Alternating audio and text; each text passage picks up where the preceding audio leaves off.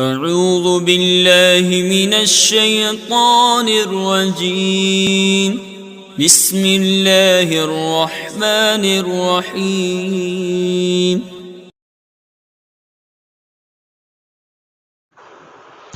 بسم اللہ الرحمن الرحیم۔ میں مجاہد حسین رضوی، استاذ دارالعلوم غریب نواز الہ آباد، درجہ رابعہ کے متعلمین سے مخاطب ہوں اور شرح جامع بحث اسم کا درس دینے جا رہا ہوں۔ اسم کی تعریف چل رہی ہے اور اس کی معرفت میں مزید اضافے کی غرض سے اسم کے کچھ اہم خواص کا مصنف نے تذکرہ کیا ہے۔ شارح کہتے ہیں کہ وَلَمَّا فَرَغَ مِن بَيَانِ حَدِّ الْاسْمِ أَرَادَ أَن يَذْكُرَ بَعْضَ خَوَاصِهِ لِيُفِيدَ زِيَادَةَ مَعْرِفَةٍ بِهِ فَقَالَ وَمِن خَوَاصِهِ مُنَبِّهًا بِصِيغَةِ جَمْعِ الْكَسْرَةِ عَلَى كَسْرَتِهَا وَبِمِنِ التَّبْعِيضِيَّةِ عَلَى أَنَّ مَا ذَكَرَهُ بَعْضٌ مِنْهَا وَهِيَ جَمْعُ خَاصَّةٍ وَخَاصَّةُ الشَّيْءِ مَا يَخْتَصُّ بِهِ وَلَا يُوجَدُ فِي غَيْرِهِ وَهِيَ إِمَّا شَامِلَةٌ لِجَمِيعِ أَفْرَادِ مَا هِيَ خَاصَّةٌ لَهُ كَالْكَاتِبِ بِالْقُوَّةِ لِلْإِنسَانِ أَوْ غَيْرُ شَامِلَةٍ كَالْكَاتِبِ بِالْفِعْلِ لَهُ فَمِنْ خَوَاصِّ الْاسْمِ دخول اللام أي لام التعريف ودخول اللام أي لام التعريف ولو قال دخول حرف التعريف لكان شاملا للميم في مثل قوله عليه السلام ليس من بر صيام في سفر لكنه لم يتعرض له لعدم شهرته وفي اختياره اللام إشارة إلى أن المختار عنده ما ذهب إليه سيبويه من أن أداة التعريف هي اللام وحدها زيدت عليها همزة الوصل لتعذر الابتداء بالساكن وأما الخليل فقد ذهب إلى أنها ال كهل والمبرد إلى أنها الهمزة المفتوحة وحدها زيدت اللام للفرق بينها وبين همزة الاستفهام۔ آگے کی جو عبارت ہے اس کی تمہید کے بطور شارح کہتے ہیں کہ جب مصنف اسم کی تعریف کے بیان سے فارغ ہوئے تو اسم کے بعض خواص ذکر کرنے کا ارادہ کیا۔ کیوں ارادہ کیا؟ لِیُفِیدَ زِیَادَةَ مَعْرِفَةٍ بِهِ، تاکہ خواص کا ذکر کرنا اسم کی معرفت میں زیادتی کا افادہ کرے، اور کہا وَمِن خَوَاصِهِ، وَمِن خَوَاصِهِ کہتے ہیں مُنَبِّهًا بِصِیغَةِ جَمْعِ الْکَسْرَةِ عَلَى کَسْرَتِهَا، ماتن نے خواص کہہ کے جو جمع کثرت کا صیغہ ہے، جمع کثرت کے صیغے سے خواص کی کثرت پر تنبیہ کرتے ہوئے اور اس صیغہ کثرت پہ جو من لگا دیا ہے کہ وہ من خواصها، یہ تو کہتے ہیں کہ اور من تبعیضیہ کے ذریعے اس بات پر تنبیہ کرتے ہوئے انما ذکرہ بعض منہا کہ جن خواص کا یہاں پر مصنف نے تذکرہ کیا ہے وہ کل خواص نہیں ہے بلکہ بعض خواص ہے۔ اچھی بات ہے صاحب۔ اب خاصہ کہتے کسے ہیں؟ جس کی جمع ہے خواص، کہتے ہیں وہیہ جمع خاص، خواص خاصتن کی جمع ہے۔ اور خاصہ کسے کہتے ہیں؟ خاصہ کی تعریف کرتے ہوئے شارح جامی کہتے ہیں وخاصۃ الشیء ما یختص بہ، شے کا خاصہ وہ ہوتا ہے جو شے کے ساتھ خاص ہو اور شے کے غیر میں پایا نہ جائے، یہ کہلاتا ہے خاصہ۔ تو یہاں پر جن خواص کا تذکرہ ہے اسم کے خواص کا، اس کا مطلب یہ ہوا کہ وہ چیزیں اسم کے اندر پائی جائیں گی، فعل اور حرف کے اندر نہیں پائی جائیں گی۔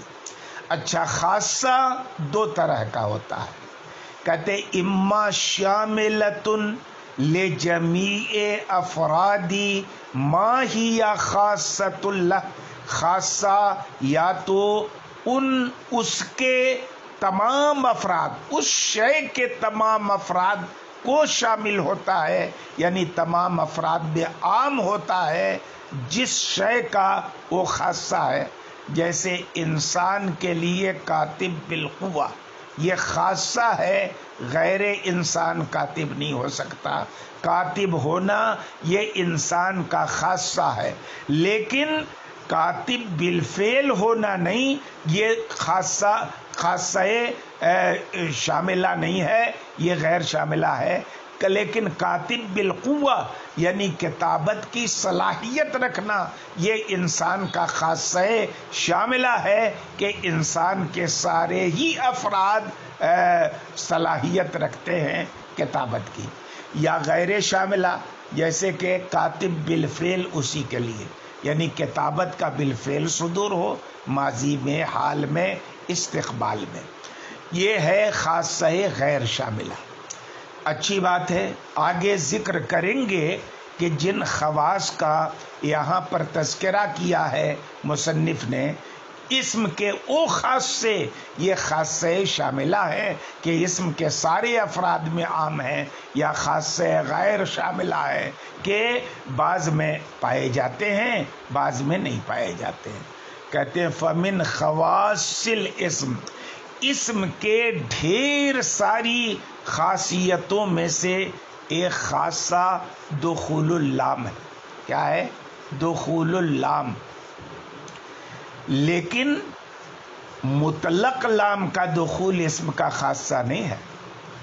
مطلق لام تو فعل پہ بھی داخل ہوتا ہے، لے یفعل میں کیا ہے؟ لام ہے، فعل پہ داخل ہے، تو کہاں خاصہ ہوا؟ کہتے ہیں یہاں مطلق لام نہیں مراد ہے، اللام مراد ہے، مخصوص لام، اور اللام میں جو ال ہے نا یہ عوض کا ہے، اور اس سے مراد لام التعریف ہے، مضاف الیہ کے عوض میں ہے لام، اے لام التعریف، دخول اللام اے دخول لام التعریف، لام تعریف کا دخول یہ اسم کا خاصہ ہے۔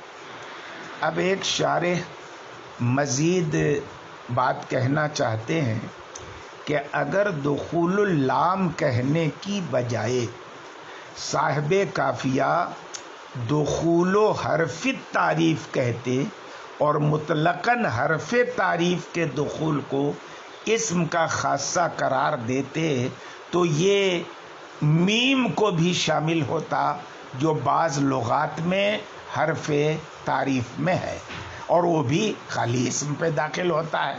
مثلا حضور اکرم صلی اللہ علیہ وسلم کا قول کہ لیس من برم صیام فی سفری، سفر کی حالت میں روزہ رکھنا یہ نیکی نہیں ہے۔ لیکن دخول و حرف تعریف کہہ کے یہ تعمیم میم کو شامل کرنے کے لیے مصنف نے نہیں کی. کہتے لم یتعرض لہو، اس سے تعرض نہیں کیا کہ میم تعریف بھی اس میں داخل ہو جائے. کیوں؟ میم کا حرف تعریف ہونا مشہور نہیں ہے، غیر مشہور ہے، فصیح نہیں ہے، غیر فصیح ہے. ہاں اب یہ سوال پیدا ہوتا ہے کہ سرکار کا فرمان ہے کہ وہ افصح العرب ہے، عرب میں سب سے زیادہ فصیح ہے، تو آخر حرف تعریف میم جو فصحا کی لغت میں نہیں ہے، اس کا صدور حضور اکرم صلی اللہ علیہ وسلم کی زبان مبارک سے کیسے ہوا؟ تو کہتے ہیں دراصل جس قبیلے کے لوگوں نے یہ سوال کیا تھا ایک جہاد کے سفر میں حضور اکرم صلی اللہ علیہ وسلم سے روزہ رکھنے کے تعلق سے، ان کی لغت میں میم حرف تعریف ہے، تو انہوں نے سوال کیا میم برم سیام و فم سفری، تو سرکار نے انہی کی لغت کے مطابق میم حرف تعریف کا استعمال کرتے ہوئے یہ جواب دیا تاکہ مانوس لغت کے استعمال کی بنا پر ان کی بات زیادہ سمجھ میں آئے. خیر، کہتے ہیں کہ مصنف نے کیا کہا؟ دخول اللام. کہتے ہیں وفی اختیارہ اللام اشارۃ الی ان المختار عندہ ما ذهب الیہ سیبویہ. اور تعریف کے سلسلے میں یا حرف تعریف کے سلسلے میں لام کا اختیار کرنا، یعنی دخول اللام کہنا، یہ اشارہ ہے اس بات کی طرف کہ ان کے نزدیک مذہب مختار وہی ہے جو سیبویہ کا مذہب ہے. ما ذهب الیہ سیبویہ، سیبویہ کا جو مذہب ہے وہی پسندیدہ مذہب ہے صاحب کافیہ کا بھی. اور سیبویہ کا مذہب کیا ہے کہ حرف تعریف جو ہے یہ فقط لام ہے. من ان ادات التعریف ہے اللام وحدہ، کہ حرف تعریف فقط لام ہے. زیدت علیہ حمزۃ الوصل، اس پر حمزہ وصل کا اضافہ کر دیا گیا ہے. کیوں حمزہ وصل کا اضافہ کیا گیا؟ کیونکہ ساکن سے ابتدا متعذر ہے. رہ گئے مشہور نحوی خلیل فقط ذهب الی انہا الکحل، ان کا مذہب یہ ہے کہ حرف تعریف حل کی طرح ال ہے، الف لام دونوں. اور مبرد کا مذہب یہ ہے کہ حرف تعریف فقط حمزہ مفتوحہ ہے، لام کا اضافہ یہ حمزہ استفہام اور حمزہ تعریف کے مابین فرق کرنے کے لیے. تو یہ مختلف مذاہب تھے حرف تعریف کے سلسلے میں کہ لام ہے کہ الف لام کا مجموعہ ہے کہ اکیلے حمزہ مفتوحہ ہے اور لام صرف حمزہ استفہام اور حمزہ تعریف میں فرق کرنے کے لیے بیان کیا ہے. کل کے سبق میں انشاءاللہ اس بات کا بیان ہوگا کہ آخر حرف تعریف کا دخول اسم کا خاصہ کیوں ہے، فعل پر حرف تعریف کیوں نہیں داخل ہوتا، اور حرف پر حرف تعریف داخل کیوں نہیں ہوتا.